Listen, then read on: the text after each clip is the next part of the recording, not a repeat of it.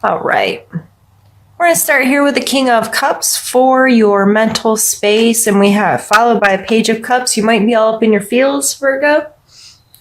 Your mental space may be very much connected to an emotional space for you right now, being consumed with your feelings or your thoughts about your feelings, trying to sort them out, be mature, make good decisions, be open and authentic. Those kinds of things may be really running through your mind.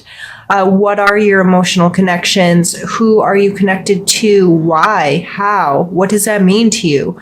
All of those big questions may be really bearing down on you mentally this month. But this is a king, so it seems to be coming from a good place, a mature place of really just being mindful of your emotional space. And it may very well, because we'll get to this 5 here in a second, that's coming up in your emotions. But if it's conflict, if it's just some, I'm going to have to do these together. The 5 coming in your emotional space, the 5 of Swords, like he can sometimes be a bully. Like, yep, he won. And now he's looking, standing there looking like an arrogant, you know what? So with this card, I always urge, are you fighting to win, or is it something really worth fighting for? Like, what is this dynamic here? And it coming out in your emotional space, I think it'd be wise to consider how you're interacting with people at an emotional level. Are you kind of beating them up to get your point across, or are you kind of taking advantage of the fact that you're smarter or wittier or have more facts or something of that nature? Virgo, if that's happening right now, this emotional stuff's on your mind, and then your your emotional space is feeling very, what's the word I'm looking for? Goodness, sorry. Conflicted, for lack of the word I was looking for. And then in your physical space, you have this Page of Cups, which is kind of an immature energy of kind of going with the flow. Like it's a silly kind of energy. Like he's got a fish in his cup. Right?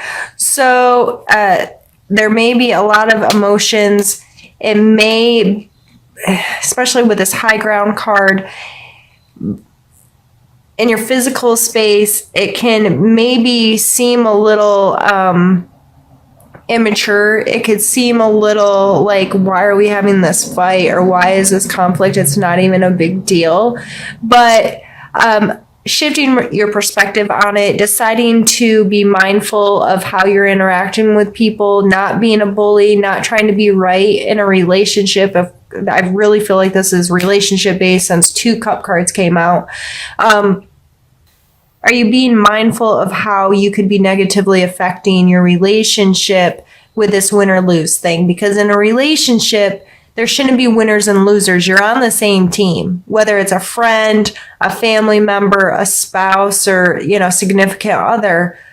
You shouldn't be trying to win.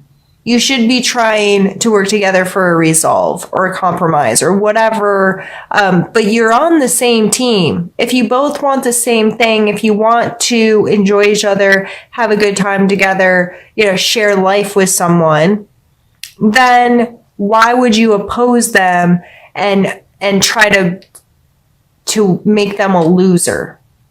Does that make sense? So however this is coming up in your life, whoever you may be having some conflicts with, it may be important for you to pause out, try to get some high ground so you can look at it a little differently, sort through some stuff, and be mindful of the conflicts and how you could better approach them to make them go more smoothly for you. Our spiritual space is the 8 of Swords and the Hierophant. Now, this is obviously a spiritual card. He's depicted here as a religious leader with some followers here. This card speaks a lot to institution, whether that be a church, a school, a counselor, it can even play a role in our jobs of having someone we're held accountable to, some kind of standards we have to deal with. What is our relationship to that? Are we willing to learn? Who is your teacher? Who are you learning from? Why are you learning from them? The Eight of Swords is self-limitation. There's not a guard or anybody keeping her tied up here. But in her head, she has decided that she's stuck. Okay. So in your spiritual life, if you're really, limiting yourself, limiting what you believe, or limiting, oh, I couldn't do that, or I couldn't feel that, or I couldn't have that relationship with my spirituality, you're not going to have it.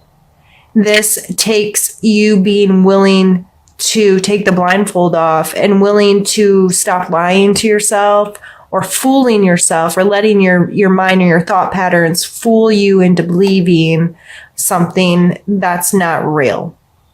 So it just may be important to your spirituality this month to consider who you're learning from, what you're learning, why you're learning it, and mostly, are you allowing yourself to even get close to learning and connecting with your spiritual space, regardless of how this institution plays for you? If you don't go to church, if you're not involved in spirituality, it may be some simple practices within your home as far as setting good intentions, holding yourself to everyone. I shouldn't say everyone. I hope that everyone has some form of moral compass, right? Standards that they hold themselves to. And if you're lying to yourself and saying, I can't maintain that, or I'm not good enough, or whatever these limiting thoughts are, it may be helpful to you to dive deeper into what are your self-limiting thoughts, why do you have them, and what can you do about changing them. We're going to pause the video here, Virgo, and move on to the second part of our reading. This one's all the way done. The swords aren't around him anymore, they're through him.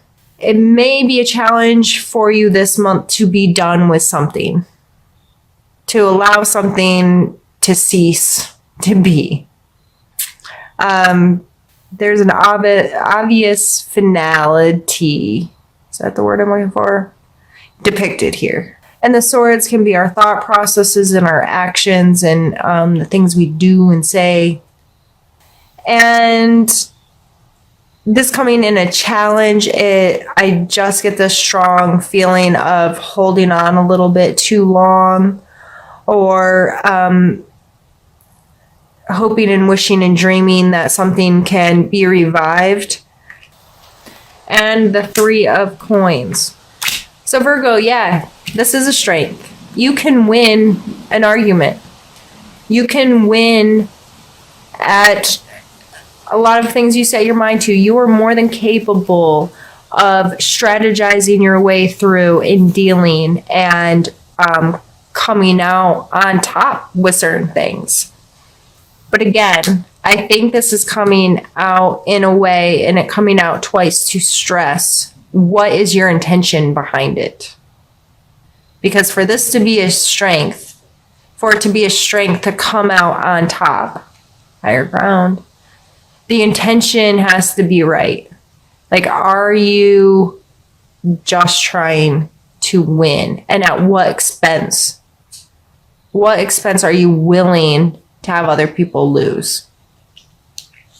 The Three of Coins talks about teamwork and this union and people coming together. I think it's important to be mindful who you're interacting with, how you're interacting with them. How can you better interact with them? How can you take that high ground and get a wider perspective of the situation again, so things can be more run more smoothly? It's having the foresight to be like, okay, I know I have to deal with these people, or I know this is the situation.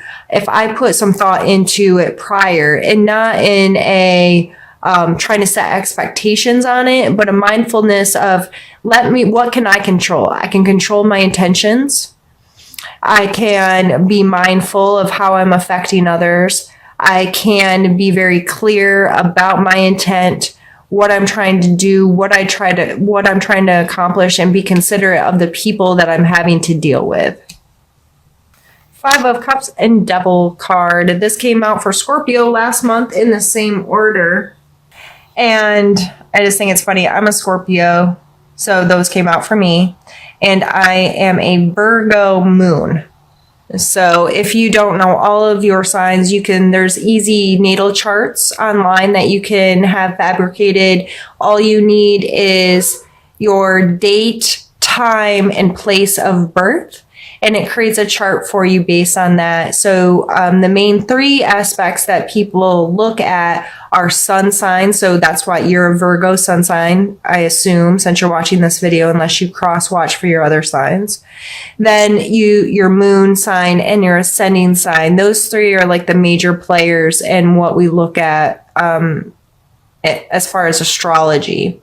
So I'm a moon sign, Virgo, and I think it's just funny. These cards keep coming out for me. So I hope I'm not affecting this general reading. But the reason I say that and all that lead up is because I understand this energy together very, very well. And I hope I can articulate it to you in a way that you can find useful this month.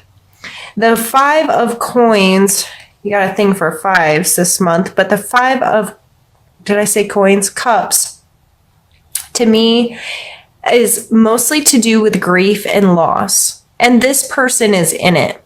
They are very invested and paying very close attention to what they have lost emotionally, typically described as grief, right? And they are not able to see what's ahead of them. They are, the word that really comes to mind lately is ruminating. They're sitting there thinking about the past and thinking about what was and feeling very emotionally connected to something in their past and not able to see what's coming towards them. The Devil card is all about what or who we give our power to. This card speaks of our addictions, our bad habits, our attachments. This can be to physical things or even people. Allowing someone else to control your power as a human, to control your happiness or joy, to say, I can only be happy if this person meets this expectation for me or allows me to be happy. These 2 coming together, need to know, I think it's important to take a look at your attachment to grief. What does grief or loss mean to you? How do you feel when you think about grief that you've had or loss that you've had? Is it something that you're easily consumed with? Is it something that you have an unhealthy relationship with, like you shove stuff down and you don't deal with it? Or do you fixate on it like I have in the past? I've lost a lot of people. I understand the emotion of grief very well. And I allowed it to control me. I gave it so much power during some times of my life. It was all consuming. And I'm not saying it's wrong to grieve. It's absolutely necessary to grieve. However, some of us can get stuck there. And we cannot see our way out. We cannot see what is possible ahead of us. We do not look for opportunities to feel some of these same feelings because we're too attached to the grief of the loss of something else. So if this is coming into your life at all this month, first off, I'm sorry if you're feeling this way. I'm sorry if you've lost something or someone this month that was meaningful to you. But I hope that this serves as a reminder that you have a lot ahead of you, and you never know what's going to come. So yes, give yourself this time, give yourself the ability to deal with this stuff, but please don't get stuck and don't let it have control over you. I need to take it to the trash, but I keep forgetting. Actually, I should make him do it. Your suggestion area is the Magician. And I love this card so much. You know, it's the number 1. There's an infinity sign represented, here above his head. And then in this specific deck, it looks different in different decks, but he still has all of the elements. He has the cups, the coins, the swords, and the wands. He has a sense of control or ownership over all of these things, and he realizes that it takes all of this pulled together to create magic. So going forward into November, your suggestion card is to be aware of your resources. What skills do you have as a human? How can you try to stay balanced and not just be logical, not just be in your feelings, not just, and try to encompass as many of these different things as possible. And if you don't possess a certain quality, how can you learn about it more? How can you bring more of that into your life? Or is there a teacher or someone that can help you form a better relationship with the different resources you have within yourself as well as in your physical world? And if this isn't so much of internal work and it's even at your job or with your family, making a mental note of, I'm good at this, I'm not good at that. This person is good at that, though. How can, and this goes back into all these 5 of Swords of compromising and working together and finding solutions, and how can we get creative? How can we pool our resources? How can we work together? What are my strengths and what are your strengths? And how can we make this work without all of this one person feeling like a winner and one person feeling like a loser? How can we all win? How can we manifest something good together and making all of this work?